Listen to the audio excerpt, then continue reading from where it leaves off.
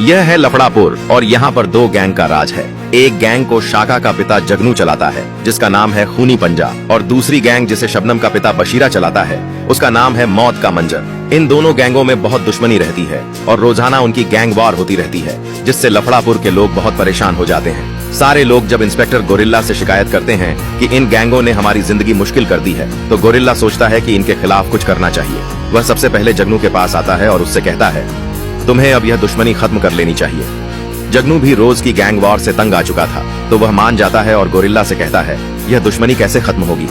Gorilla कहता है, अब एक ही तरीका है, अगर तुम शाका की शादी शबनम से कर दो तो यह दुश्मनी रिश्तेदारी में बदल जाएगी और खत्म हो जाएगी। जगनू तैयार हो जाता है और जगनू के कहने पर शाका भी मान जाता है। जगनू बशीरा के पास जाता है और कहता है, यह रोज रोज की गैंग वॉर ठीक नहीं है, अब इस दुश्मनी को रिश्तेदारी में बदल दो।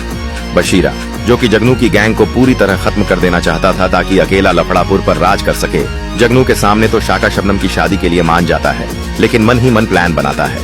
अब हमें मौका मिला पूरी गैंग को खत्म करने का। जैसे ही वे रिश्ते की बात के लिए आएंगे, सबको मार डालना है।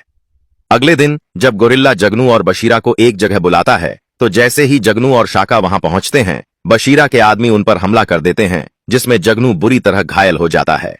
गोरिल्ला बशीरा के लोगों को रोकने की कोशिश करता है।